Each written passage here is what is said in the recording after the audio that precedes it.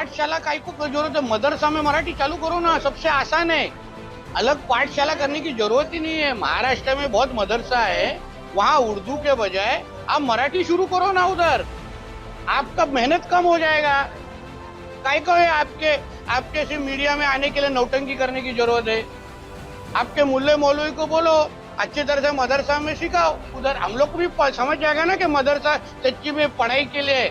हा एक मारवाडी आहे, इकडे दुकान आहे याचं, यांच्याकडून कोणी घ्यायचं, खरेदी करायची। महाराष्ट्र के मंत्री और बीजेपी के फायर ब्रांड नेता नीतीश राणा की ये सीधी चुनौती थी उद्धव और राज ठाकरे को, जो मराठी अस्मिता के नाम पर गुंडागर्दी कर रहे हैं, हिंदी बोलने वालों को पिटवा रहे हैं, मराठी के लिए अपने कार्यकर्ताओं को उकसा रहे हैं, हिंदी भाषी लोगों को निशाना बना रहे हैं। लेकिन जब नीतीश राणे ने मदरसों में मराठी बुलवाने की चुनौती दी, दोनों भाइयों ने चुप्पी साध ली। उद्धव और राज ठाकरे खामोश हो गए, लेकिन इस खामोशी पर कई सवाल भी खड़े हुए। सवाल है कि हिंदी बोलने पर पिटवाएंगे, लेकिन क्या मदरसे में मराठी पढ़ाएंगे? क्या नीतीश राणे की चुनौती को कबूल करेंगे? क्या मदरसों में मराठी पढ़ाने के लिए कोई कदम उठाएंगे? क्या महाराष्ट्र के मदरसों में उर्दू की जगह मराठी पढ़ाएंगे? क्या मुस्लिमों को उद्धव और राज ठाकरे मना पाएंगे? क्या मुस्लिमों को मराठी में अजान देने के लिए कहेंगे? इन सवालों का जवाब तो उद्धव और राज ठाकरे ने अभी तक नहीं दिया, लेकिन नीतीश राणे के बयान ने सियासी गलियारे का तापमान चढ़ा दिया। महाराष्ट्र में भाषा विवाद को और गर्मा दिया। हिंदी मराठी पर छिड़ी लड़ाई को मदरसों और मुस्लिमों तक ला दिया। नीतीश राणे जी कौन होते हैं हमको बोलने वाले? क्या मैं इनसे कहूं कि आप जो है, आपका जो धर्म पुस्तक है वो आप जो है मराठी में पढ़िए और उसको संस्कृत में मत पढ़िए, या जिसमें लिखी मत पढ़िए? ये सब बातें नहीं। ये धर्म के बीच में इंटरफेयर करना कोई जरूरी नहीं। वो कुछ नहीं होते हैं कि ये हर एक सांप दारे। उनके अगर पुराने ट्वीट आप निकाल के देखेंगे तो तबलीगी जमात के इज्तिमा जो हो रहे थे उसका वेलकम कर रहे थे। वो तो उनका निकाल के देखो आप।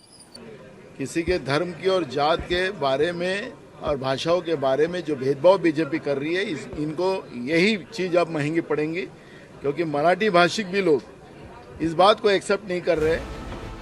महाराष्ट्र में भाषा पर छिड़े विवाद के बीच मराठी के नाम पर राज ठाकरे के गुंडों की गुंडागर्दी की एक और तस्वीर सामने आ गई।